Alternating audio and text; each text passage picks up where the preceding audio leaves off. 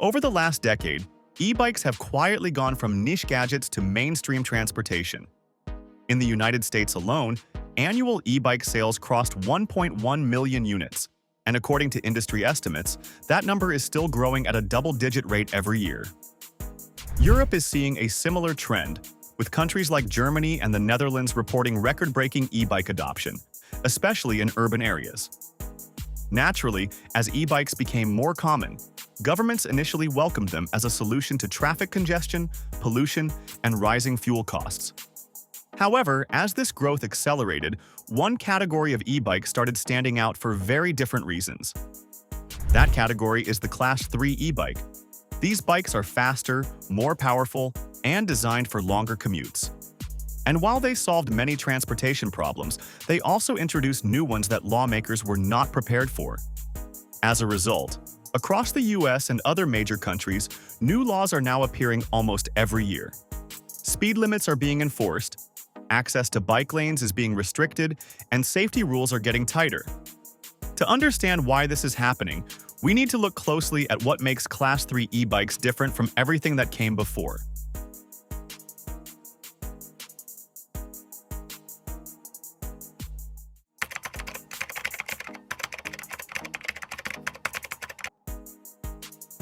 To begin with, Class 3 e-bikes are pedal-assist bikes that provide motor support up to 28 miles per hour, or about 45 kilometers per hour.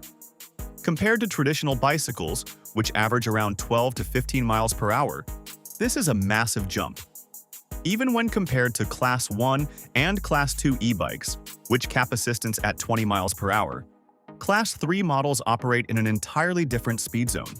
Because of this, Class 3 e-bikes started attracting commuters who wanted car-like speed without car-like costs. In the US, many riders began replacing daily car commutes of 10 to 20 miles with Class 3 e-bikes. In Europe, high-speed pedelecs became popular among suburban riders traveling into city centers. On paper, this looked like a win for everyone. But in practice, this sudden speed difference created tension.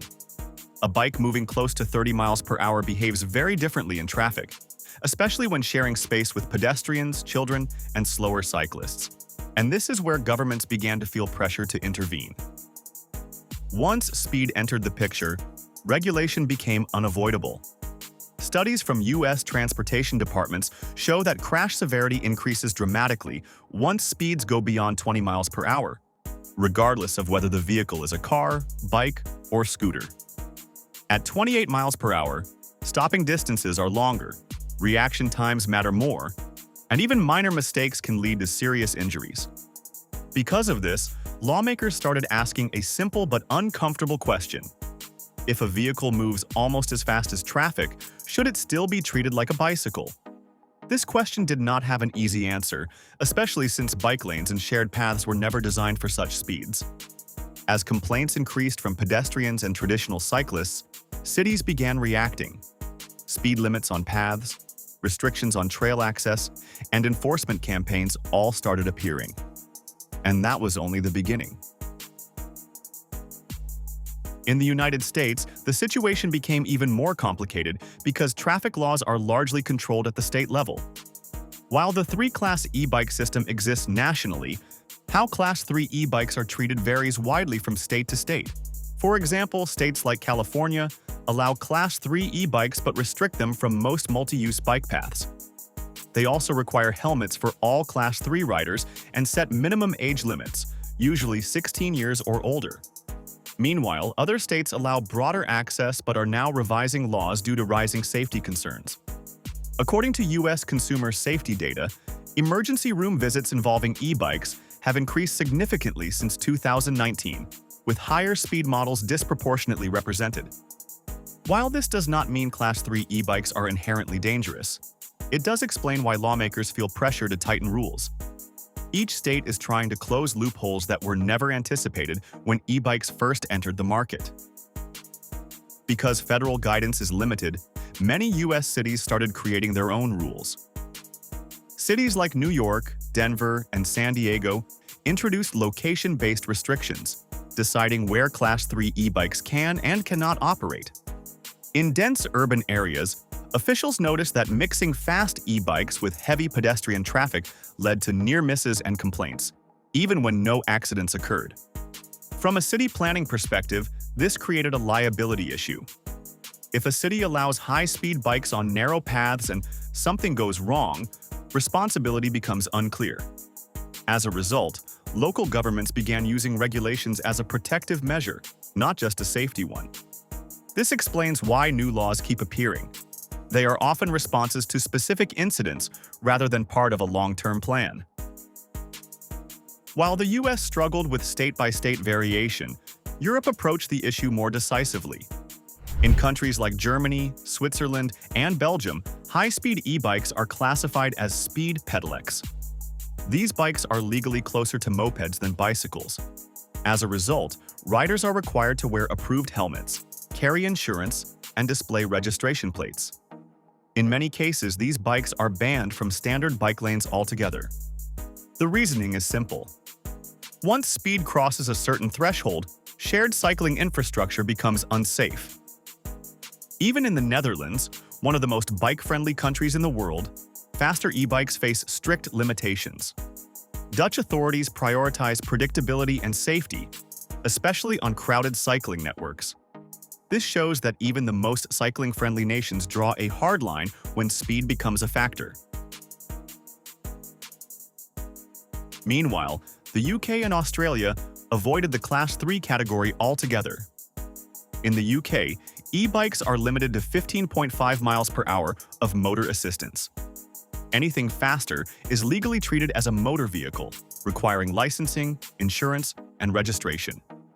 Australia follows a similar approach, with clear power and speed limits and increasing enforcement in major cities. Authorities in these countries prefer strict definitions up front rather than adjusting rules later. As a result, high-speed e-bikes never fully entered mainstream cycling spaces. This contrast highlights an important point. Where Class 3 e-bikes exist legally, laws keep evolving. Where they do not, rules are simpler but less flexible. Across all countries, one problem keeps repeating. Infrastructure is lagging behind technology. Bike lanes were designed decades ago for human-powered bikes traveling at modest speeds. Shared paths were meant for walking, jogging, and relaxed cycling. When Class 3 e-bikes enter these spaces, friction is inevitable. Even responsible riders feel constrained, while others push limits. Governments respond with regulations because redesigning infrastructure takes years and massive budgets. In other words, laws are the fastest tool available, even if they are not the perfect solution. As speeds increased, so did injury severity and property damage. In the US especially, this raised concerns about insurance and liability. A Class 3 e-bike can cause damage similar to a small motorcycle, yet it often operates without insurance or registration. Lawmakers worry about legal gray zones where victims struggle to claim compensation and cities face lawsuits. While most regions have not fully implemented insurance requirements yet, discussions are becoming more common. This legal uncertainty is another reason why governments continue refining regulations instead of leaving the category untouched. At this point, it becomes clear why regulations feel endless. Class 3, e-bikes grew faster than laws, infrastructure, and rider education could adapt. Each new rule is a reaction to a real-world issue that already surfaced. Governments are learning in real time. As usage patterns change, laws follow. That process is messy, slow, and sometimes frustrating for riders, but it is not random. Class 3, e-bikes are not being punished for failing. They are being regulated because they succeeded too well, too fast.